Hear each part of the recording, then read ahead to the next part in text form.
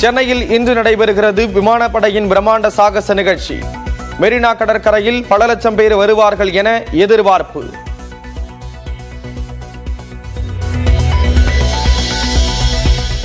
சென்னை மெரினாவில் வான்பகுதியில் சாகசம் செய்ய உள்ள ரஃபேல், தேஜாஸ் விமானங்கள், சுகோய் உள்ளிட்ட விமானங்களும் பங்கேற்பு.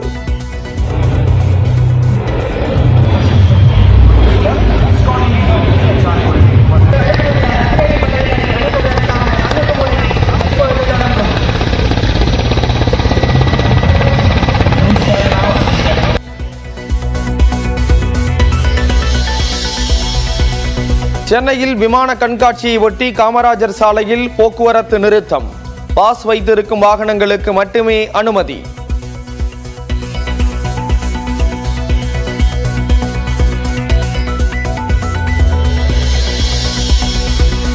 விமான சாகசத்தை காண மெரினா கடற்கரைக்கு வர தொடங்கிய மக்கள். பார்க்கறதுக்காக லாஸ்ட் 1 வீக்காக வெயிட் பண்ணிட்டு இருந்தோம். ஸோ அந்த டைம் நெருங்கிடுச்சு இருக்கு. ஸோ விரைவில் என்ஜாய் பண்ண போகிறோம். முக்கியமாக ரஃபேலை பார்க்க போகிறோம். பீச்சுக்கு வந்தோம், ரொம்ப ஹாப்பியாக இருக்கு. லைவாக பார்க்க போகிறோம். ஃப்ளைட்லாம் பார்த்துருக்கீங்களா? என் பேர் பிராணேஷ், தாம்பரத்துலேருந்து வரோம். பீச்சில் வந்து இந்த ஏர் ஷோ காட்டுறாங்க, அது பார்க்கலான்னு வந்திருக்கோம். வாகனங்களை பார்க்கிங் செய்வதற்கு 9:30 மணி வரை மட்டுமே அனுமதி.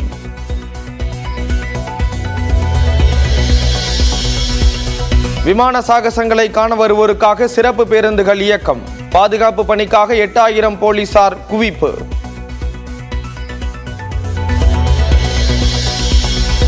சேலத்தில் இரவு பெய்த மழையால் வீடு மற்றும் பேருந்து நிலையத்திற்குள் புகுந்த மழைநீர். ராசிபுரத்தில் மருத்துவமனைக்குள் மழைநீர் புகுந்ததால் நோயாளிகள் அவதி.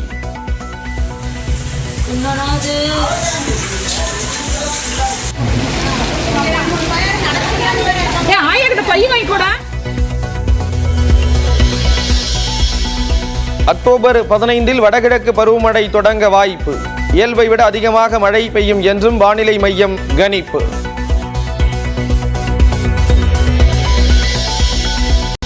வரலாற்றை மாற்றி எழுத பாஜக முயற்சி செய்வதாக முதலமைச்சர் மு.க. ஸ்டாலின் சாடல்.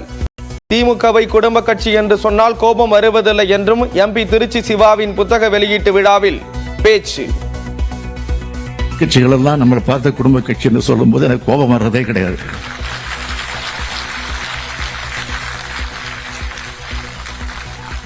குடும்பமாக வந்து குடும்பமாக துன்பத்தை அனுபவிச்சு நாட்டுக்காக உழைப்பவர் தான் இந்த இயக்கம் திமுக.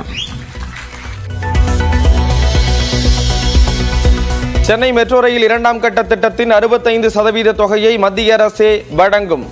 தமிழக அரசுக்கு பதிலாக மெட்ரோ ரயில் நிறுவனத்திற்கு நேரடியாக நிதி வழங்கப்படும் என நிதியமைச்சர் நிர்மலா சீதாராமன் திடீர் அறிவிப்பு.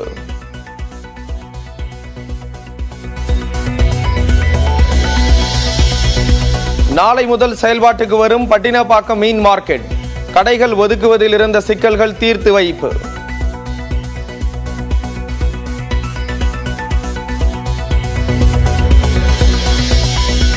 ஹரியானா மாநிலத்தில் காங்கிரஸ் ஆட்சி அமைக்கும் என வாக்குப்பதிவுக்கு பிந்தைய கருத்து கணிப்புகளில் தகவல். ஜம்மு காஷ்மீரிலும் காங்கிரஸ் தேசிய மாநாட்டு கட்சி கூட்டணி வெற்றி பெறும் என கணிப்பு. பாலியல் புகாரில் சிக்கிய நடன இயக்குனர் ஜானிக்கான தேசிய விருது நிறுத்தி வைப்பு. விழாவில் கலந்து கொள்ள நிபந்தனை ஜாமீன் வழங்கப்பட்டிருந்த நிலையில் அறிவிப்பு. திருக்குறளை மேற்கோள் காட்டி எம்ஜிஆருக்கு புகழாரம் சூட்டிய ஆந்திர துணை முதலமைச்சர் பவன் கல்யாண். அதிமுக எக்ஸ் பக்கத்தில் பவன் கல்யாணுக்கு நன்றி தெரிவித்து பதிவு.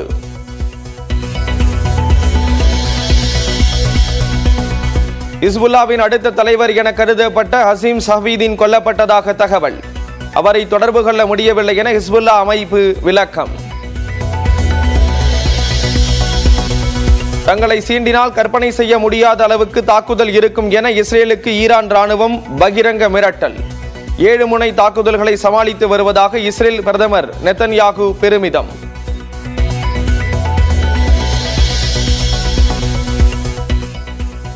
அமெரிக்க அதிபர் தேர்தலுக்கான ட்ரம்பின் பிரச்சார கூட்டத்தில் முதல் முறையாக பங்கேற்ற எலான் மஸ்க். எதிரணிக்கு வாக்களித்தால் பேச்சு சுதந்திரத்தை கூட இழக்க நேரிடும் என எலான் மஸ்க் பேச்சு. மகளிர் T20 உலகக்கோப்பை தொடரில் இன்று இந்தியா பாகிஸ்தான் அணிகள் மோதல். முதல் போட்டியில் தோல்வியடைந்த இந்திய அணி வெற்றி கணக்கை தொடங்குமா என எதிர்பார்ப்பு. கமல்ஹாசனை தொடர்ந்து ரஜினிகாந்துடன் இயக்குனர் மணிரத்னம் இணைய உள்ளதாக தகவல். ரஜினியின் பிறந்த நாளில் அறிவிப்பு வெளியாகும் என எதிர்பார்ப்பு.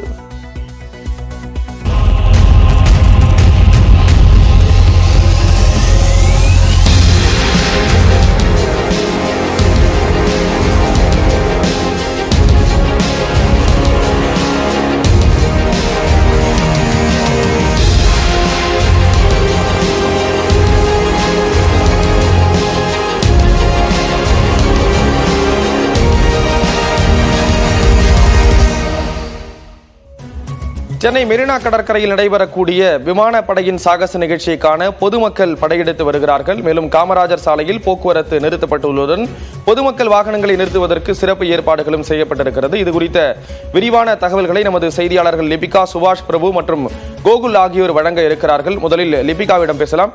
லிபிகா, நீங்க இப்போ எந்த இடத்துல இருக்கீங்க? என்னென்ன ஏற்பாடுகள்லாம் செய்யப்பட்டிருக்கு? ஒரு சாதனை நிகழ்வா இந்த நிகழ்வு இருக்கும் அப்படின்னு சொல்லிட்டு சொல்லப்படக்கூடிய நிலையில் என்னென்ன ஏற்பாடுகள் செய்யப்பட்டிருக்கு? விவரங்களை பதிவு செய்யலாம்.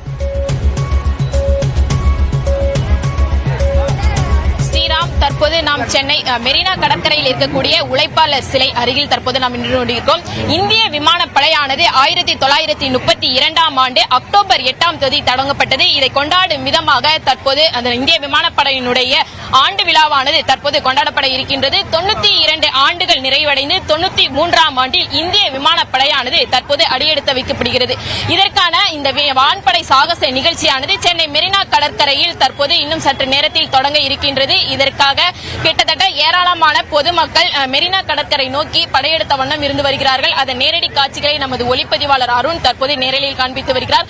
பல்வேறு கட்டுப்பாடுகளானது கொடுக்கப்பட்டிருக்கின்றது. பொதுமக்கள் உள்ளே வருவதற்கு பார்க்கிங் வசதியானது செய்யப்பட்டிருக்கின்றது. வாகனங்கள் அனைத்துமே பல்வேறு இடங்களில் மாற்றம் செய்யப்பட்டு பொதுமக்கள் உள்ளே அனுமதிக்கப்பட்டு வருகிறார்கள். தற்போது வாலாஜா சாலையில் இருந்தும் அதே போன்று நேப்பியார் பாலத்தில் இருந்தும் வரக்கூடிய மக்கள் சாலை சாலையாக படையெடுத்த வண்ணம் மெரினா கடற்கரை நோக்கி வரக்கூடிய காட்சிகளை நம்மால் பார்க்க முடிகிறது. தொடர்ந்து 21 ஆண்டுகளுக்கு பிறகு இந்திய விமானப்படையினுடைய இந்த வான்படை சாகச நிகழ்ச்சி என்பது இன்னும் சற்று நேரத்தில் களை கட்ட தொடங்க இருக்கின்றது. இதற்காக தற்போது பொதுமக்கள் வந்து கொண்டிருக்கக்கூடிய நிலையில் இங்க இருக்கக்கூடிய பொதுமக்களிடையே கேட்கலாம், நீங்க எங்கிருந்து வரீங்க? எவ்வளவு ஒரு ஆர்வமா இருக்கீங்க? நாங்க பூர்ந்தவல்லி பக்கத்துல மேல்மணம்பேடுன்ற ஊர்ல இருந்து வந்திருக்கோம். ஃபர்ஸ்ட் டைம் ஏர் ஷோ பார்க்க போறோம். ரொம்ப எக்ஸைட்டடா வெயிட் பண்ணிட்டு இருக்கோம். 11க்கு ஸ்டார்ட் பண்றதா சொல்லிருக்காங்க. ஆனா 9 o'clock நிறைய பேர் கூட்டமா வந்துட்டு இருக்காங்க. ஃபர்ஸ்ட் டைம் எக்ஸ்பீரியன்ஸ்க்காக ரொம்ப எக்ஸைட்டடா வெயிட் பண்ணிட்டு இருக்கோம்.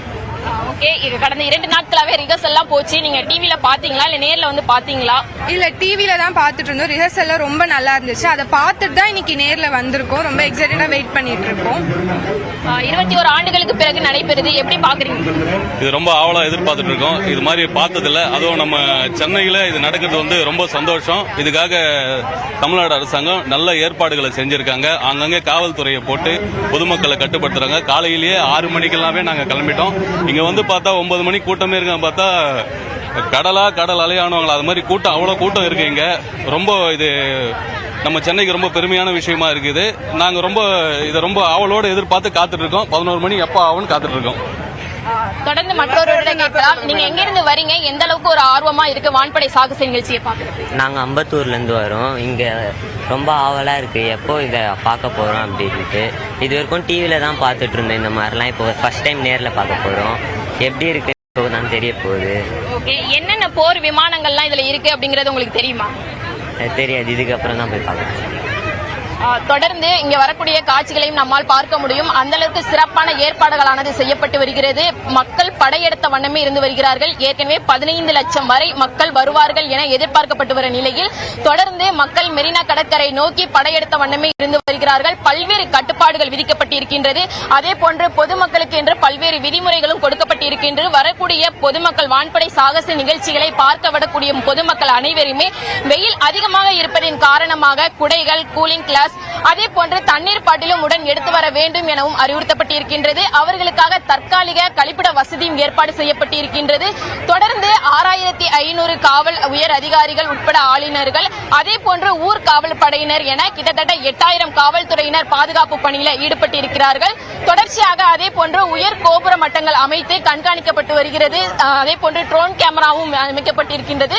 தொடர்ந்து வரக்கூடிய மக்கள் எந்த ஒரு சிரமமும் இன்றி கண்டுகளிக்க வான்படை நிகழ்ச்சியை சிறப்பாக கண்டுகளிக்கும் வண்ணம் பல்வேறு ஏற்பாடுகள் தமிழக அரசும் அதே போன்று இந்திய விமானப்படையும் ஏற்பாடுகள் செய்யப்பட்டிருக்கின்றன. ஸ்ரீராம்.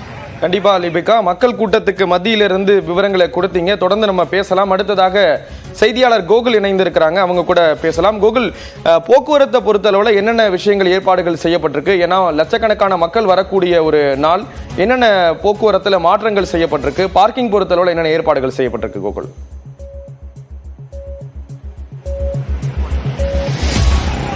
சென்னை மெரினா கடற்கரையில் இந்த விமான சாகசம் சில மணி நேரங்களில் தொடங்க உள்ள நிலையில் ஆயிரக்கணக்கான மக்கள் சென்னையில் இருக்கக்கூடிய பல பகுதியிலிருந்தும் இந்த விமான சாகசத்தை பார்ப்பதற்காக வர தொடங்கியிருக்கார்கள். நம்ம இதனையொட்டி பலத்த பாதுகாப்பு ஏற்பாடுகள் செய்யப்பட்டிருக்கிறது. அதே போல போக்குவரத்து மாற்றமானது செய்யப்பட்டிருக்கிறது. குறிப்பாக அந்த காமராஜர் சாலை, கடற்கரை சாலை முழுவதுமே எந்த வாகனங்களும் இன்று மாலை 4 மணி வரை அனுமதி இல்லை என்று ஏற்கனவே காவல்துறையால் அறிவிக்கப்பட்டிருக்கிறது. அதாவது காமராஜர் சாலை, காந்தி சிலை மற்றும் போர் நினைவிடம் இடையே ஏற்கனவே ஒரு அனுமதி சீட்டானது வழங்கப்பட்டிருக்கிறது. அந்த பாஸ் இருக்கக்கூடிய வாகனங்கள் மட்டுமே அந்த சாலையில் அனுமதிக்கப்படுகிறது. அதே போல திருவான்மையூர் இருந்து காமராஜர் சாலை வரக்கூடிய வாகனங்கள் அனைத்துமே திருப்பிவிடப்பட்டிருக்கிறது. காமராஜர் சாலை வராமல் அண்ணா சாலை, தேனாம்பேட்டை, காந்தி மண்டபம் வழியாக செல்வதற்கு ஏற்பாடுகள் செய்யப்பட்டிருக்கிறது. அதே போல அண்ணா சாலையில் இருந்து வரக்கூடிய வாகனங்களும் வாலாஜா சாலை, திருவல்லிக்கேணி நெடுஞ்சாலை, ரத்னா கஃபே சந்திப்பு, ஐசோப் சந்திப்பு வழியாக திருப்பி விடப்படுகிறது. இதுபோன்று போக்குவரத்து மாற்றங்கள் செய்யப்பட்டிருக்கிறது. குறிப்பாக ஆயிரக்கணக்கான பொதுமக்கள் ஒரே நேரத்தில் வர தொடங்குவதால் போக்குவரத்து நெரிசல் ஏற்படாமல் இருப்பதற்கு வாகன நிறுத்துமிடங்களும் பல இடங்களில் ஏற்பாடுகள் செய்யப்பட்டிருக்கிறது. காமராஜர் சாலையில் பிரசிடென்சி கல்லூரி, சிவானந்த சாலை, அதே போல லேடி வெலிங்டன் கல்லூரி உள்ளிட்ட இடங்களில் வாகன நிறுத்துமிடமும், அதே போல சாந்தோம் சாலையில் சிஎஸ்ஐ பள்ளி, புனித சாந்தோம் பள்ளி, சமுதாய கூடம், லூப் ரோடு உள்ளிட்ட பகுதிகளிலையும் போக்குவரத்து வாகன நிறுத்தமிடமானது ஏற்பாடு செய்யப்பட்டிருக்கிறது. ஆர்கே சாலைகளில் குயின் மேரிஸ் கல்லூரி, புனித எபாஸ் பள்ளி உள்ளிட்ட இடங்களிலேயும், வாலாஜா சாலையில் கலைவாணர் அரங்கம், ஓமந்தூரார் மருத்துவமனை மைதானம், விக்டோரியா விடுதி உள்ளிட்ட இடங்களில் வாகனம் நிறுத்துவதற்கு ஏற்பாடுகள் செய்யப்பட்டிருக்கிறது. அண்ணா சாலையை பொறுத்தளவு தீவுத்திடலையும், பிடபிள்யூ மைதானத்திலையும், மன்றோ சாலை முதல் பல்லவன் சாலை சந்திப்பு வரையும், சிந்தாரிப்பேட்டை எம்ஆர்டிஎஸ்லையும் வாகனம் நிறுத்துவதற்கான ஏற்பாடுகள் செய்யப்பட்டிருக்கிறது. குறிப்பாக ஒளிப்பதிவாளர் ஆனந்தராஜ் காமிக்கக்கூடிய காட்சிகளை பார்க்கலாம். ஆயிரக்கணக்கான மக்கள் கடற்கரை சாலைக்கு நடந்தே செல்லக்கூடிய காட்சிகளை பார்க்கிறோம். வாகனங்கள் அங்கங்கே நிறுத்தப்பட்டு அந்தந்த பார்க்கிங் ஏரியாவில் வாகனங்களை நிறுத்துவதற்கு ஏற்பாடுகள் செய்யப்பட்டு மக்கள் குழந்தைகளோடு குடும்பமாக இந்த விமான சாகசத்தை பார்ப்பதற்காக நடந்து செல்லக்கூடிய காட்சிகளை பார்க்கிறோம். அதே போல அந்த பாஸ் இருக்கக்கூடிய வாகனங்கள் மட்டுமே உள்ளே அனுமதிக்கப்படுகிறது. தொடர்ந்து இது மாலை 4 மணி வரை போக்குவரத்து நெரிசல் ஏற்படுவதற்கு வாய்ப்பு இருப்பதால் இந்த சாலையை பொதுமக்கள் அவசர தேவைகளுக்கு செல்லக்கூடிய பொதுமக்கள் பயன்படுத்த வேண்டாம் என்று காவல்துறை அறிவுறுத்தியிருக்காங்க. அதே போல பொது போக்குவரத்தான மாநகர பேருந்து, மெட்ரோ ரயில்களை பயன்படுத்தி இன்றைய தினம் தங்களுடைய பயண திட்டத்தை அமைத்துக் கொள்ளுமாறும் காவல்துறை தரப்பில் ஒரு வேண்டுகோளும் விடுக்கப்பட்டிருக்கு. ஸ்ரீராம். கண்டிப்பா கோகுல், நீங்க தொடர்ந்து இணைப்பிலே இருங்க. அடுத்ததாக சென்னையினுடைய முக்கிய அடையாளமா இருக்கக்கூடிய கலங்கரை விளக்கத்தின் மேலிருந்து பிரத்யேக காட்சிகளோட தகவல்களை கொடுக்கறதுக்காக செய்தியாளர் சுபாஷ் நம்ம கூட இணைஞ்சிருக்காங்க, அவங்க கூட பேசலாம். சுபாஷ், உங்களுடைய பார்வையில சென்னை மெரினா இன்னைக்கு எப்படி காட்சி அளிக்குது? எந்த அளவுக்கு குதூகலமா இருக்கு?